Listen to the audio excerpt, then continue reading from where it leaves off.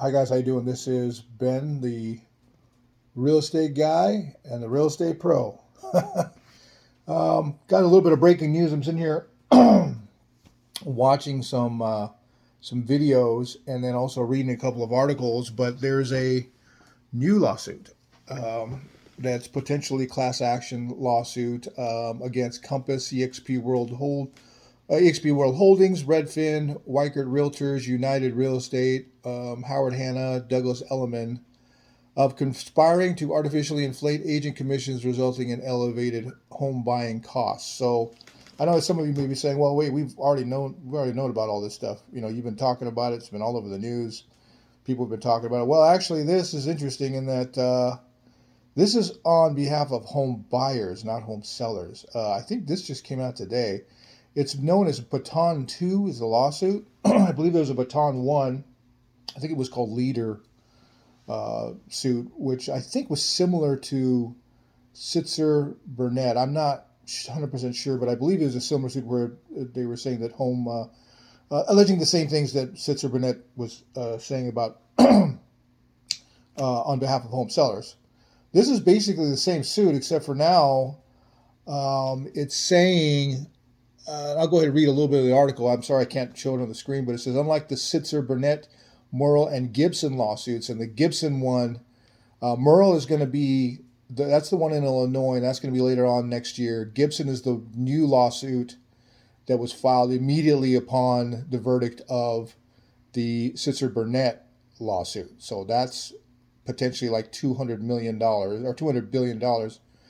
But unlike those lawsuits, the National Association of Realtors is not on this one.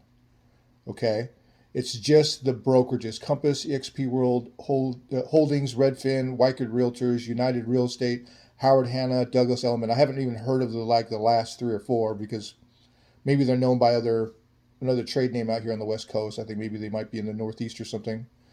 But filed on November 2nd in the U.S. District Court for the Northern District of Illinois Eastern Division, this lawsuit also takes issue with NAR's clear cooperation rule, which we talked about quite a bit, which requires listing brokers to make an offer of compensation for the buyer's brokers in order to submit a listing to a realtor-affiliated MLS. Okay, according to the complaint, the requirement of a blanket offer of compensation makes it easy for buyer's agents to steer clients to properties they would make a higher commission on. So this is about steering. So this is about buyer's agents.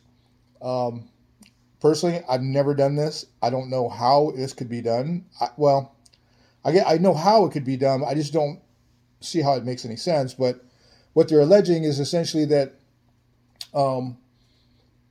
that buyer's agents are being steered, okay, by this system.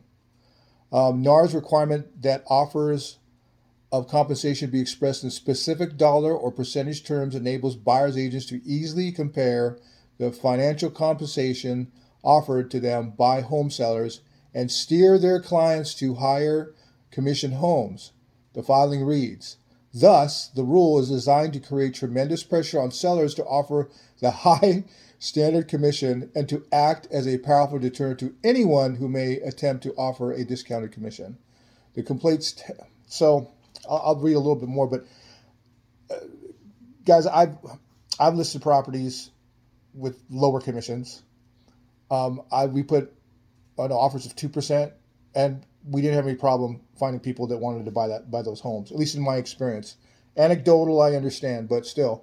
And to be honest, I don't think I've ever received a listing or been on a listing, to my knowledge or to my recollection anyway, that was as high as 6%. The complaint states the reason for the rule is to maintain high broker commissions for NAR members and at the expense of home buyers. Okay, this is different than the other cases because we're talking about home buyers. The filing also argues that without the rule, buyers would negotiate buyer agent commissions and not the home sellers. Okay, so what they're saying is it should be the buyer and their agent that should be negotiating, not the home sellers, causing buyer agents to compete with one another by offering lower commission rates and or higher quality services. The plaintiffs claim that they and other class members have each incurred at least thousands of dollars in overcharges as a result of the defendant's conspiracy. The suit is seeking class action status, a jury trial, and a damage award, and a permanent injunction preventing the defendants from establishing the same or similar rule, policies, or practices as those challenged in the action in the future. Unlike the other commission lawsuits, Batton 2 has no proposed class. The first is a nationwide class. I'm sorry, let me read that again. Unlike the other commission lawsuits, Batton 2 has two proposed classes. The first is a nationwide class, which consists of all persons who since, check this out, December 1st, 1996 through the present, okay, how old was I in 96? I was 24 years old. Through the present, purchased in the United States residential real estate that was listed on a NAR MLS. So that's the first class. All persons who since December 1st, 1996 through the present purchased in the United States residential real estate that was listed on a NAR MLS. Almost everybody. Okay. The second is a damages class, which consists of all persons who since December 1st, 1996 through the present purchased in the indirect purchaser state. It says indirect purchaser states residential real estate that was listed on a NAR MLS. So I'm not exactly sure what they mean by indirect purchaser.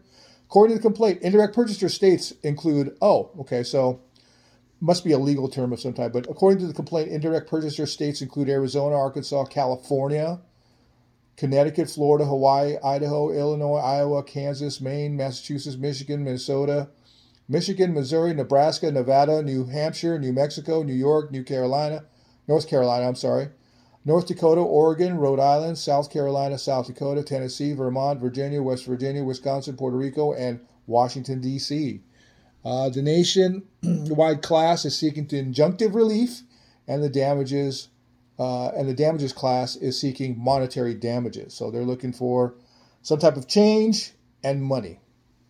So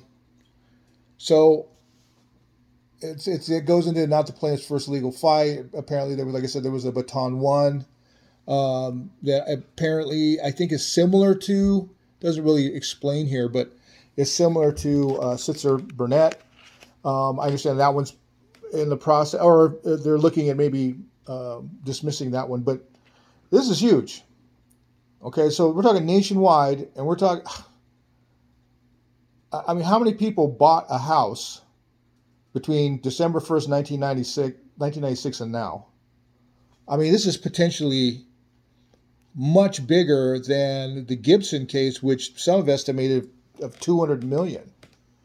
I mean, 200 billion. I keep they're just unbelievable numbers, folks.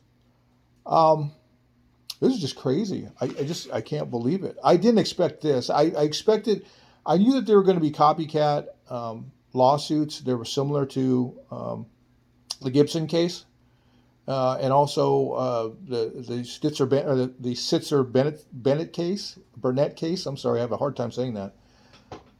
I knew that there were going to be copycat lawsuits, but this is for home buyers. So now they're alleging not only were home sellers defrauded, I guess you could say, but now they're saying home buyers are. It's interesting that NAR is not named in this. Maybe they just figure, I don't know if NAR is going to be around too much longer. Maybe they just decided, hey, they're probably going to go bankrupt anyway. I don't know. That's just my personal opinion, but wow, guys, this is just amazing. It really, really is. I just don't, I still think we'll survive all this. Don't get me wrong.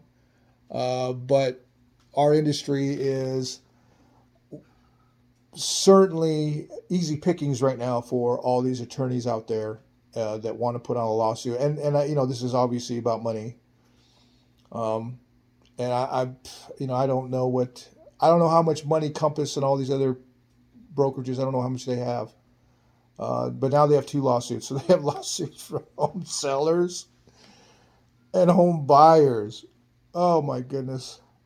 This is a strange world we live in. But anyway, guys, this has been the Real Estate Pro.